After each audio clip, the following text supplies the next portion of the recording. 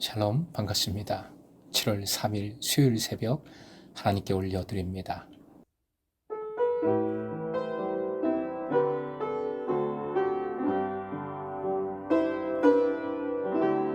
주님, 제 마음이 너무 둔해서 주님을 볼 수 없습니다. 이 땅에서 가요 이 땅만 보다가 주님 손을 놓쳤습니다. 나는 나그네로 왔는데 왜 주저앉게 되었나. 나는 정직이인데 언제부터 내 삶의 주인이 되어 버렸나. 믿음이 없이는 기쁘시게 못하나니 고된 수고도 다 헛될 뿐이라. 믿음이 없어서 무너진 삶의 모든 자리에 다시 주님을 기다립니다. 다시 주님을 기다립니다.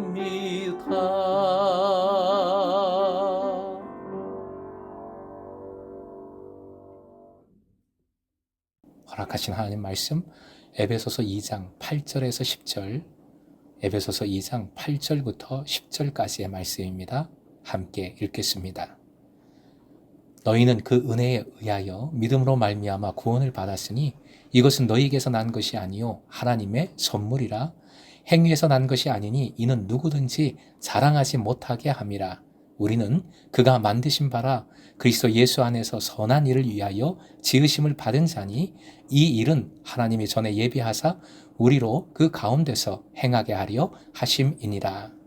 오늘의 기도 제목, 하나님의 걸작품으로 살게 하소서. 첫 구절 8절은 원문에 가르라는 접속사로 시작을 하고 있습니다. 왜냐하면 이라는 뜻입니다. 이는 본절이 앞절에서 언급된 그리스도 안에 하나님의 지극히 풍성하신 은혜를 다시 한번 강조함을 보여줍니다.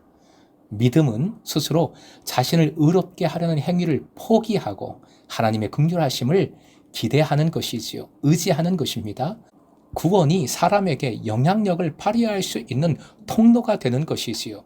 그리스도인들은 하나님께서 그리스도 안에서 행하신 구속의 은총을 받아들이고 응답함으로 구원을 얻게 됩니다. 그리고 바울 사도는 다시 한번 이 모든 과정을 하나님의 선물이라 말합니다. 모든 것이 하나님께서 주시는 선물인데 선물은 한마디로 공짜라는 것이지요. 은혜의 의미가 바로 공짜입니다. 사람의 편에서는 공짜인데 하나님의 편에서는 어마어마한 값이 들어갔습니다. 그래서 은혜인 것이죠. 그래서 너무나 큰 선물이 되는 겁니다. 독생자의 희생, 선물의 핵심은 예수 그리스도이십니다. 공짜로 얻었지만 언제나 그 어마어마한 사랑에 감사해야 하며 그 귀한 선물을 나누어야 하는 것이지요. 9절, 바울 사도는 행위를 율법과 관련시켜서 언급하지 않습니다.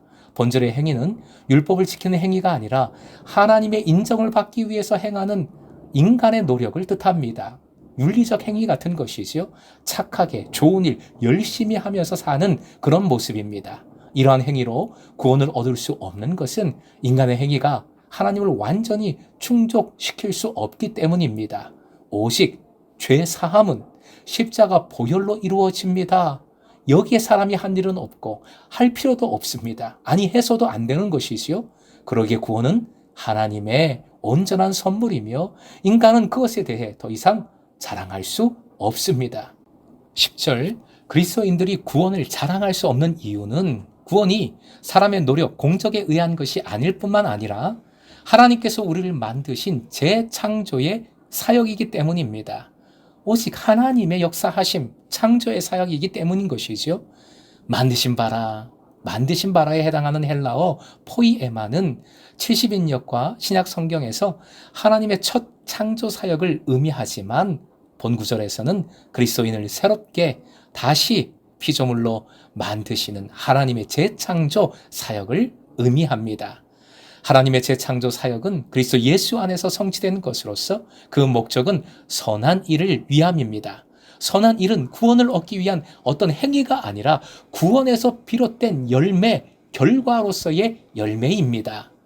하나님과 인간 사이에 새롭게 맺은 관계의 목표가 되는 것이지요.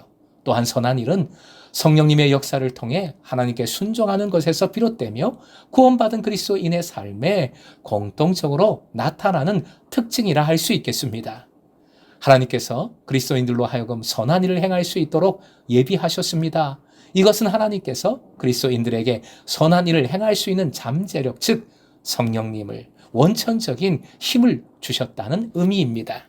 물론 그냥 힘으로 에너지로 오해하시면 안 됩니다. 당연히 인격적으로 역사하십니다. 우리를 만나주시고 중보해 주시고 우리를 지혜롭게 해주시고 인도해 주시는 성령님이십니다.